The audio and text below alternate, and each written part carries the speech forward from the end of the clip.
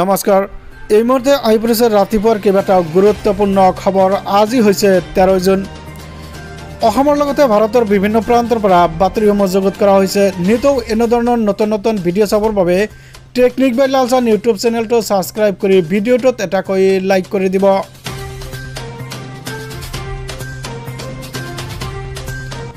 আজিৰ খবৰ অতি গুৰুত্বপূৰ্ণ খবৰ। ৰাজ্যবাসীলৈ মুখ্যমন্ত্ৰী ডক্টৰ হিমন্ত বিশ্ব শৰ্মাৰ 14টাকৈ ডাঙৰ ঘোষণা কৰিছে।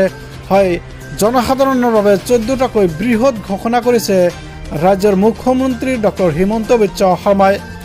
কেবিনেট বৈঠকৰ অন্তত সংবাদমেল সম্বোধন কৰি মুখ্যমন্ত্ৰী ৰাইজক এই কথা জনালে। মুখ্যমন্ত্ৰীৰ নিযুত মাইনা আঁচনিক ৰাজ্যিক কেবিনেটৰ স্বীকৃতি প্ৰদান। প্ৰতিমাহে একাদশ শ্ৰেণীত নামভৰ্তি কৰাৰ পিছতে ছাত্ৰীসকলে লাভ কৰিব 1000 টকাকৈ নিজৰ নিজৰ একাউণ্টত লাভ কৰিব। যিসমূহ ছাত্ৰীৰ ডিগ্ৰীত নামভৰ্তি কৰিছে সেইসকলে কিন্তু 1250 টকাকৈ লাভ কৰিবলৈ সক্ষম হ'ব। ইয়াৰ উপৰিও স্নাতকোত্তৰ MAত নামভৰ্তি কৰা ছাত্ৰীসকলে লাভ কৰিব 2500 টকাকৈ। এই ধন প্ৰত্যেক মাহৰ 11 তাৰিখে ছাত্ৰীৰ একাউণ্টত পোনে একাউণ্টত লাভ কৰিবলৈ সক্ষম হ'ব। ইয়াৰ বাবে জুলাইৰ 1 তাৰিখৰ পৰা প্ৰপত্ৰ বিতৰণ কৰা হ'ব বুলি মুখ্যমন্ত্ৰী ইতিমধ্যে জানিবলৈ দিছে। নিযুত মাইনা আঁচনিৰ অধীনত ছাত্ৰীলৈ ধন আগবঢ়াব আমাৰ ৰাজ্য চৰকাৰে। ৰাজ্য চৰকাৰে ছাত্ৰীসকলৰ বাবে দিছে এক সুখবৰ, এক ভাল খবৰ। হায়াৰ ছেকেণ্ডাৰীত সুখ্যাতিৰে উত্তীৰ্ণ শিক্ষাৰ্থীলৈ আছে ধনৰ টোপোলা।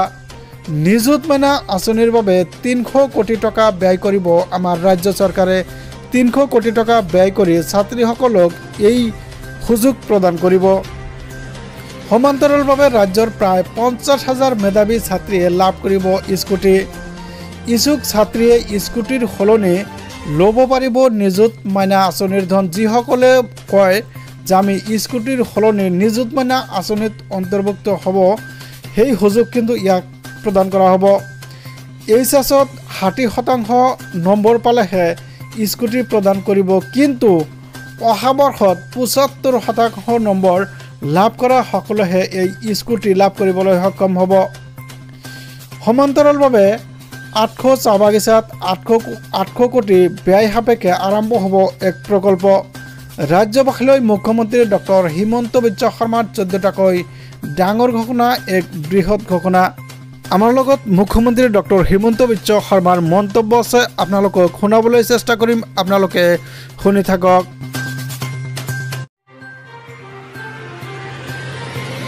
সকল ছোৱালী বা ছাত্ৰীয়ে একাদশ মান শ্ৰেণীত নামভৰ্তি কৰিব, তেওঁলোকে গৰম বন্ধৰ 2টা মাহ বাদ দি প্ৰত্যেক মাহত তেওঁলোকৰ উচ্চতৰ মাধ্যমিক শিক্ষা শেষ নোহোৱা পৰ্যন্ত প্ৰত্যেক মাহত 1000কৈ টকা চৰকাৰৰ পৰা লাভ কৰিব।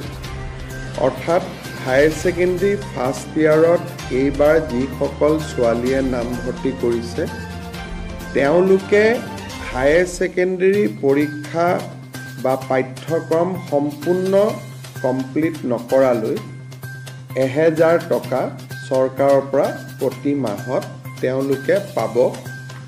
আৰু এই পুঁজিটো প্ৰত্যেক মাহৰ 11 তাৰিখে তেওঁলোকৰ বেংক একাউণ্টত চৰকাৰে পঠিয়াই দিব।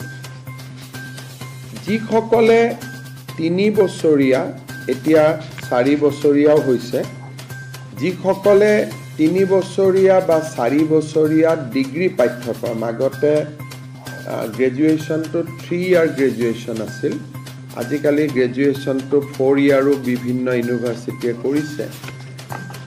যিসকলে 4 বছৰ বা 3 বছৰ গ্ৰেজুৱেশ্যন পাঠ্যক্ৰমত পঢ়িব হায়াৰ ছেকেণ্ডেৰী পাছ কৰি, প্ৰত্যেকগৰাকী ছোৱালীয়ে প্ৰথম বৰ্ষত নাম গ্ৰহণ কৰাৰ লগে লগে প্ৰত্যেক মাহত 12,250 টকা চৰকাৰৰ পৰা লাভ কৰিব। আৰু যিসকলে ডিগ্ৰী পাছ কৰি এইবাৰ পোষ্ট গ্ৰেজুৱেটত নাম লগাব। পোষ্ট গ্ৰেজুৱেট বুলি কওঁতে আমি BEdক ইয়াত ধৰি লৈছোঁ। পোষ্ট গ্ৰেজুৱেট কাম BEdত নাম ভৰ্তি কৰিব। তেওঁলোকে প্ৰত্যেক মাহত চৰকাৰৰ পৰা 2500 টকা কৰি লাভ কৰিব, 2500 টকা। অৰ্থাৎ হায়াৰ ছেকেণ্ডেৰী পঢ়িলে 1000 টকা প্ৰত্যেক মাহত, ডিগ্ৰী পঢ়িলে 1250 টকা প্ৰত্যেক মাহত, আৰু গ্ৰেজুৱেশ্যন পঢ়িলে, গ্ৰেজুৱেশ্যন পাছ কৰি স্নাতকোত্তৰ পোষ্ট গ্ৰেজুৱেশ্যন পঢ়িলে মাহত 2500 টকা লাভ কৰিব। ইয়াত কেইটামান চৰ্ত আছে।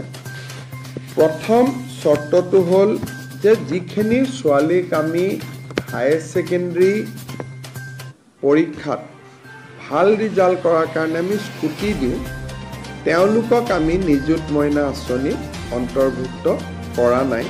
কাৰণ স্কুটি এখনৰ দাম প্ৰায় 70,000 টকা হয়গৈ, আৰু নিযুত মইনা আঁচনিত তেওঁলোকে আমাৰ বাকী ছোৱালীখিনিয়ে যদি 12,000 আমি যদি 12,500 কৰি 3 বছৰতো দিওঁ 36,000।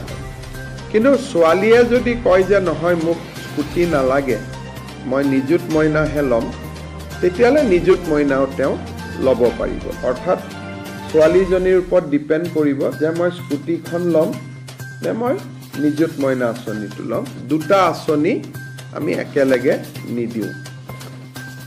তাৰপিছত আনটো বিষয় হ'ল যে এই আঁচনিখনৰ পৰা মন্ত্ৰী আৰু বিধায়কৰ ছোৱালীসকল এই আঁচনিৰ হিতাধিকাৰী হ'ব নোৱাৰিব।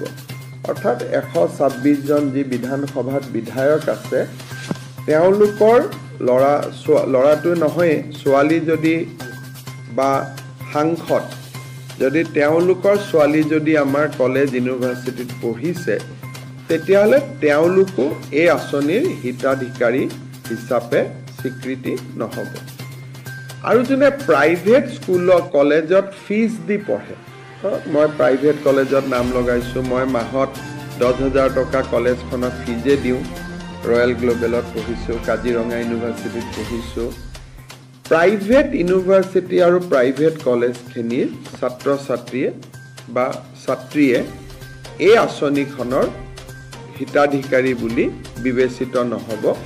কিন্তু ভেঞ্চাৰ কলেজত যদি কোনোবাই পঢ়ে বা ভেঞ্চাৰ হায়াৰ ছেকেণ্ডেৰী পঢ়ে, ভেঞ্চাৰ জুনিয়ৰ কলেজত পঢ়ে, তেওঁলোক এই আঁচনিখনৰ হিতাধিকাৰী হ'ব। এই আঁচনিখনৰ হিতাধিকাৰী হ'বৰ বাবে আমি একোখনকৈ প্ৰপত্ৰ পূৰণ কৰিব লাগিব।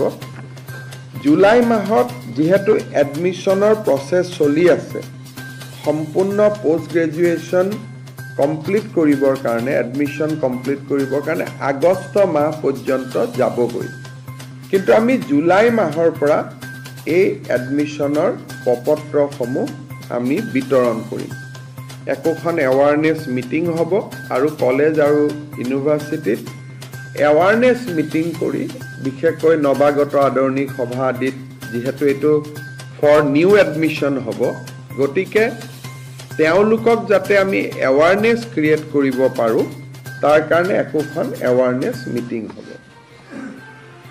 এই গোটেই আঁচনিটো বাল্য বিবাহৰ বিৰুদ্ধে প্ৰস্তুত কৰা এখন আঁচনি।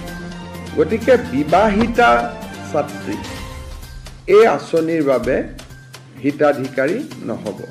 কিন্তু পোষ্ট গ্ৰেজুৱেট পৰ্যায়ত বিবাহিতা ছোৱালীয়েও। তো ভিউয়াৰ্স, ইতিমধ্যে আপোনালোকে মুখ্যমন্ত্ৰীৰ ভাষ্য শুনিবলৈ পালে। যিসকল ছাত্ৰীয়ে প্ৰাইভেট কলেজত নামভৰ্তিকৰণ কৰিছে, সেইসকলে কিন্তু এই সুবিধা নাপাব। তো ভিউয়াৰ্স, ভিডিঅ'টো ভাল পালে চেনেলটো ছাবস্ক্ৰাইব কৰি দিব, ভিডিঅ'টোত এটা লাইক কৰি দিব, কমেণ্টছ কৰিবলৈ নাপাহৰিব। ধন্যবাদ, থেংক ইউ, জয় আই অসম।